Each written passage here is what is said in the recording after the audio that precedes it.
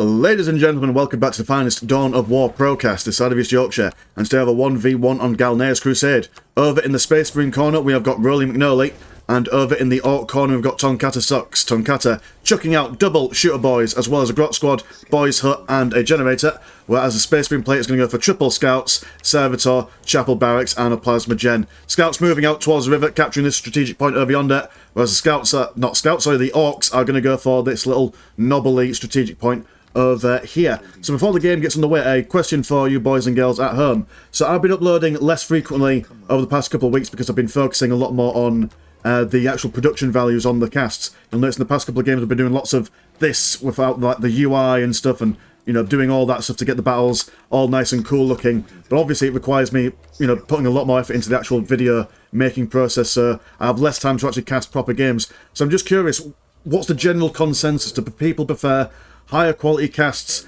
and fewer videos per week, or do they prefer more videos per week and less cinematic sweeping nonsense like this going on? But yeah, but just a thing to think about. I'm just kind of curious, see if it's a worthy thing worth doing. Anyway, scouts being a little bit cheeky, going across the Rubicon, or across the river, going towards the Ork territory. These Orks are capturing this critical location over here, none the wiser of the scouts. Got some shooter boys moving around to have a little sniff at this critical location by the looks of things, or maybe even not, maybe going around the other side, sensing some mischief going on their side of the map.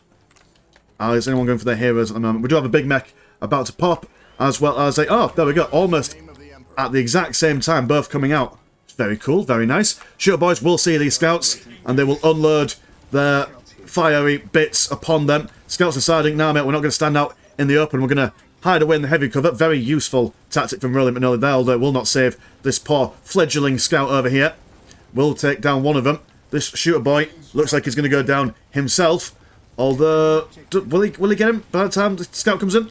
Oh, big mech coming from out of nowhere, gonna shoot him down. That is a very unfortunate way for a scout to go out. Force commander is saying, get those green sausages away from me, as he buries himself away into safety. More space, well, not what did I say, more Space Marines. Just the first squad of Space Marines come out to play. Lots of shooter boys around this area, no big shooters as of yet. Force Commander and Big Mech engaging in close combat. 1v1, I do believe that the Commander will take it, especially when he's been supported by his fellow Space Marines in arms. Slugger boys deciding to not capture that strategic point, and instead turn around and see if they can aid their Big Mech ally. Shooter boys firing in, although everyone is in heavy cover at the moment, so their fire won't do them any good really in the grand scheme of things. More shooter boys there, and they are getting reinforced, so if you can't really penetrate their armour, just fire more bullets. And it does look like that has the Force Commander gone down? Force Commander has gone down, but the Big Mech has gone down. Dear oh dear. Narrowly avoiding death, but then dying. So actually not avoiding death, actually physically dying. Force Commander staying stuck in the melee of all things, not wanting to go home, wanting to get more green skin blood on the end of his chain sword.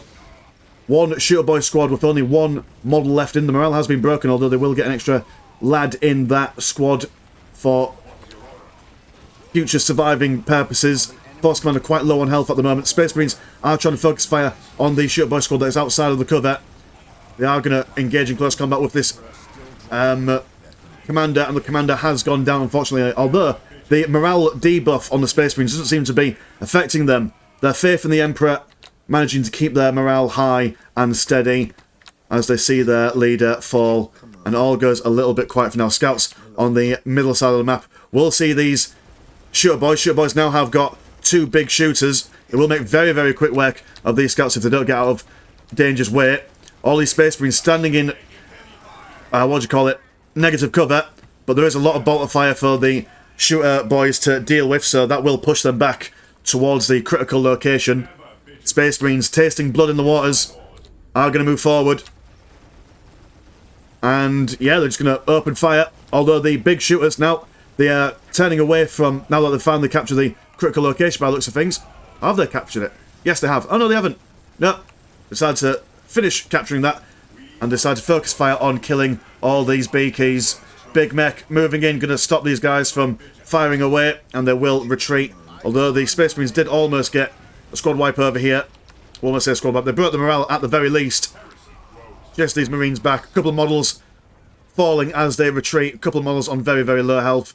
Force Commander back in the mix. Have a quick look at the basic economies. We do have Hero War Gear, Plasma Sword and Plasma Pistol and all that jazz.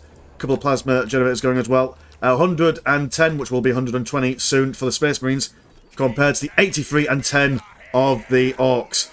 Pile guns in this little river over here. Be very difficult for the Space Marine player to take on without any missile launchers, as they will have to stand in the negative cover to take them on. Space Marines moving in. Ork Relic looking very vulnerable. Listening post being built up by these infiltrated grots, but they will be seen by the watchful eyes of the Force Commander. They'll be made quick work of. Been taken down. And the listening post looks like it will also fall in good order as well. Massive Ork gathering over on the opposite side of the map. Doesn't look like they're going to go for a base trade. Looks like they are going to come in for some defensive purposes. Space Marines now armed with their Sergeant. No weapons upgrades as of yet there. They will fire into the back of the Slugger Boys. Slugger Boys looking to be equipped with some burners. You can see if they can take on the morale of the Space Marines. With their Sergeants, they will be quite difficult to keep their morale broken. Stick bomb being thrown into the middle of these Space Marines, preventing them from moving or firing. And when these Space Marines are running away, they can't fire back, whereas the charging Orks can just fire into them. Does look like a whole squad wipe will go down for these Space Marines over here. Lieutenant, or should I say a Sergeant, almost surviving. In fact, he will indeed survive. In fact, or will he? No, he won't. Oh no, no, definitely not. Just when you think he survives, he doesn't. And then just when he doesn't, you think he survives. Another Space Marine squad coming out to replace the fallen squad. Critical locations. And this strategic point over here, unloved.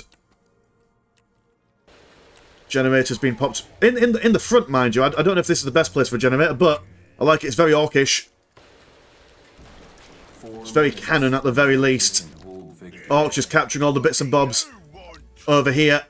Space Marines not liking the sound of that. They have been upgraded with double heavy bolters.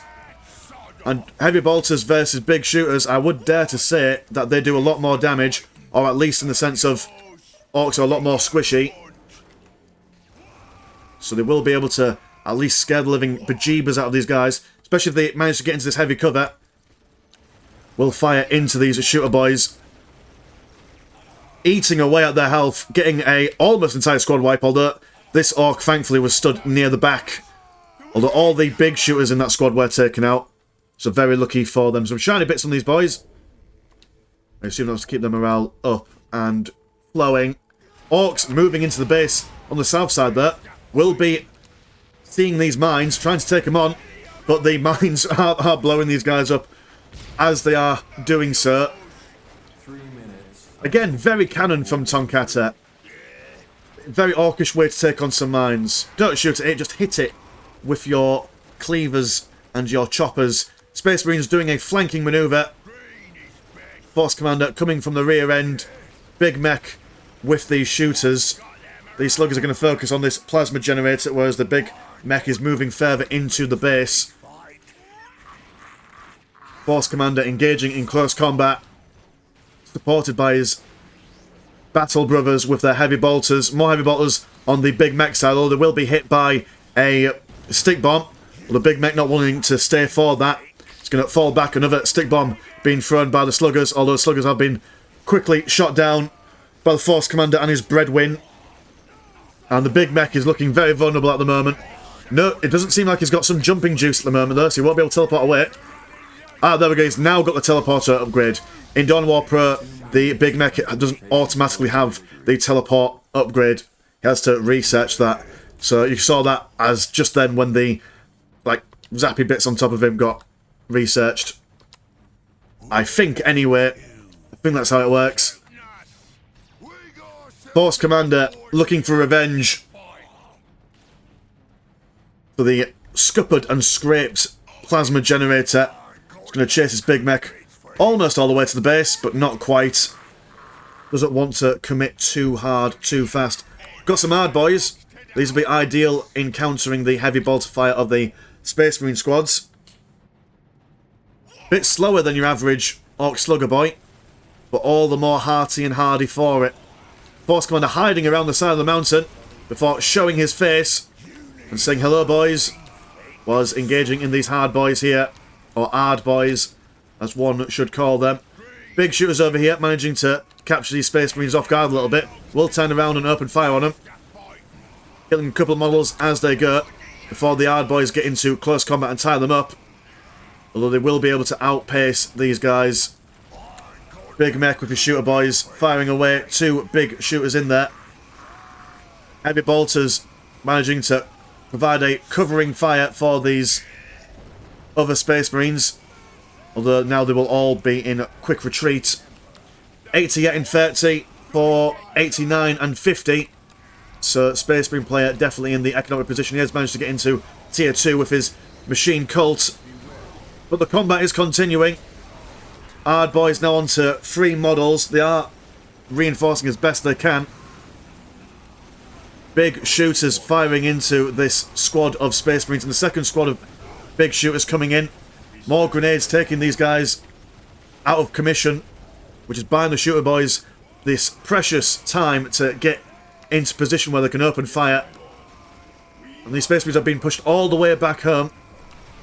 Space Marines are going to go for a Hellfire Dreadnought, which is going to cause these shooter boys all sorts of mischief and problems. Although when they start losing their big shooters, they will be able to upgrade and get some rocket launchers for themselves. Shooter boys in Dawn of War Pro are a lot more flexible than your vanilla variants. Space Marines still holding firm. Force Commander and Big Mech quite low in health at the moment. Space Marines deciding to take the L and move back, although Force Commander not giving one iota of care. Maybe a bit of a misclick. Hellfire Dreadnought now out and proud, walking towards the big shooters. Will be ideal if they can use it to tank all the light fire. And as the Big Mech and his lads see the terrifying Walker move towards them, they will decide to fall back.